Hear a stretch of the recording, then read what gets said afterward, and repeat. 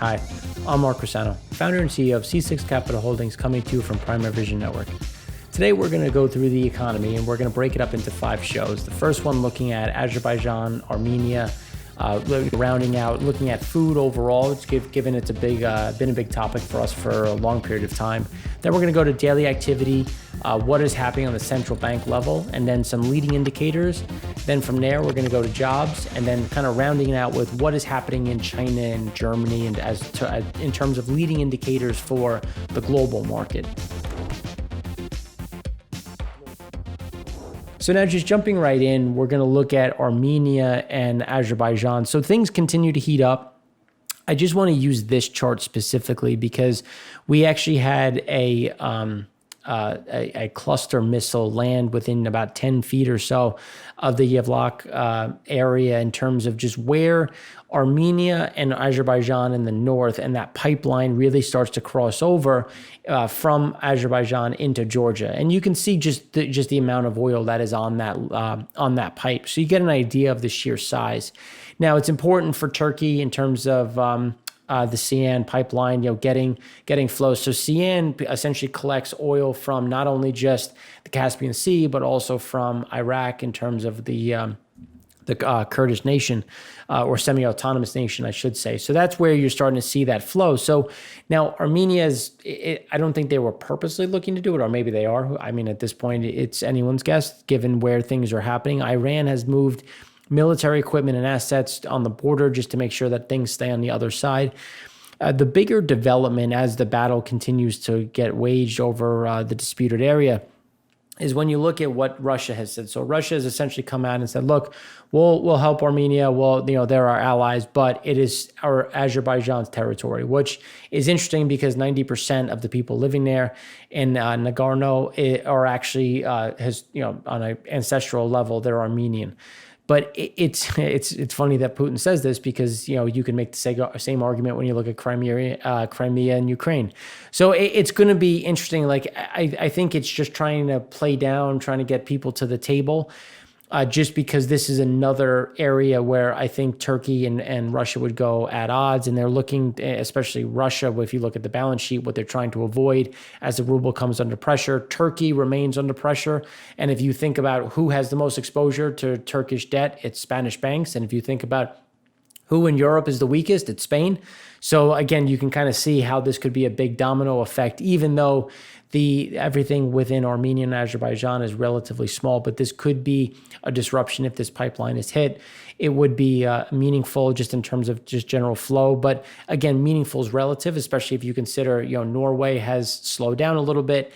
And then if you look at where things are in terms of not just Norway, but also when we shift to Libya, as we have additional Libyan flow, it'll start to, level itself out, even if we do lose these barrels. But it would be a shock.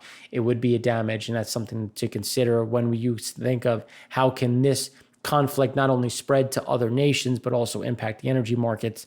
This is one of those key reasons. So this is something that we're going to keep watching, see what continues to come from it. But Turkey and Russia are going to be the ones to see how aggressive they get in this conflict. Now, just shifting gears, because we've talked about the Three Gorges Dam, we've talked a lot about just where things are.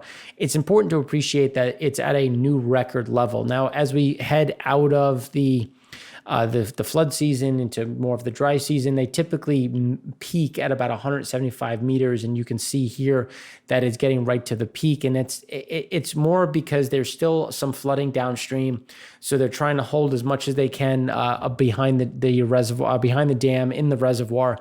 Some of this will get whittled out.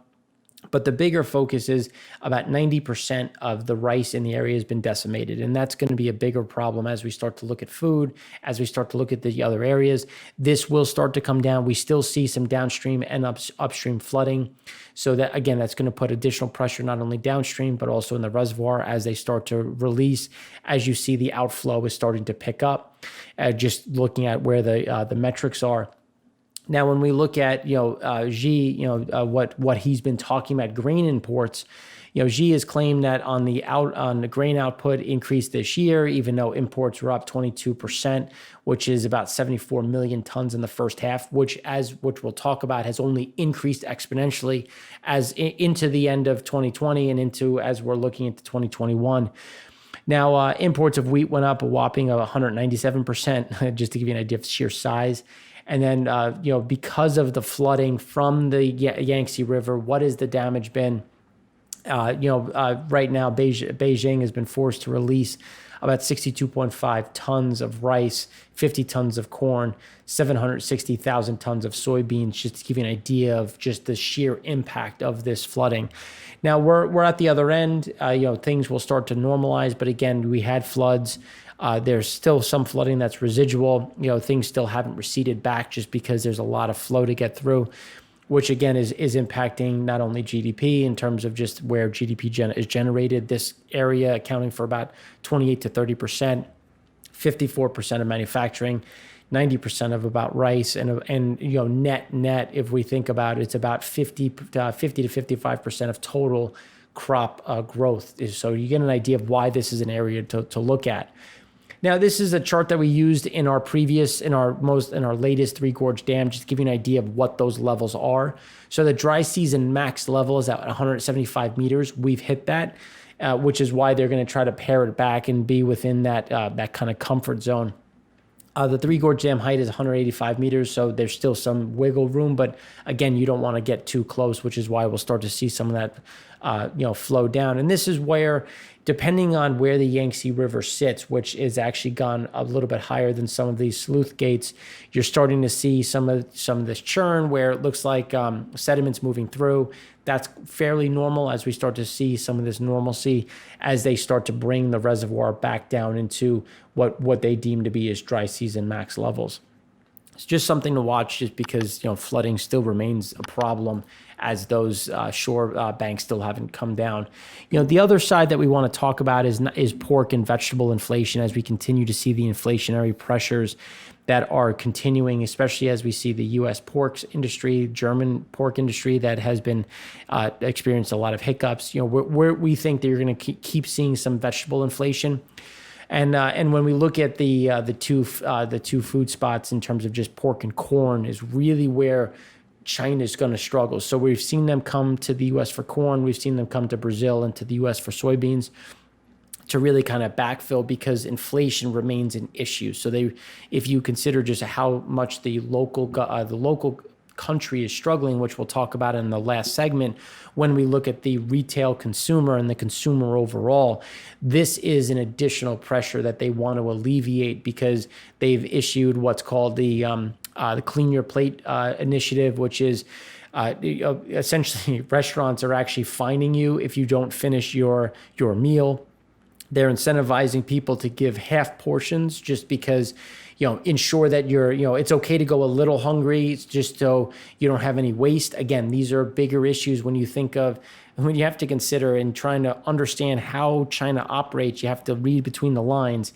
And this is a big fundamental problem. This isn't something of, we're just trying to reduce waste. We're trying to reduce waste and spread a shrinking amount of food amongst a growing populace, which is going to be an overall problem.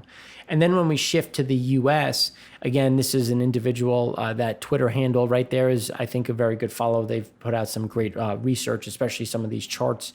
And you can see just the soybean export commitments are at record highs. And that's nothing to be surprised about, of when we kept talking about how we thought we were going to be get a big surge.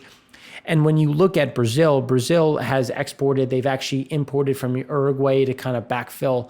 And this is something that we think is going to continue, which is why we continue to see prices shifting higher, which again is going to just keep be supportive of pricing. And then when we look at not only just soybean, but also corn, you can see just where the corn is going. Again, most of it is being shifted into the international markets, and more notably into China. And then when we consider, even at these levels, especially at some of these rising prices, we're still well short of the phase one goals, especially as we get into the average monthly export value needed to meet it. And it's just 5.3 billion.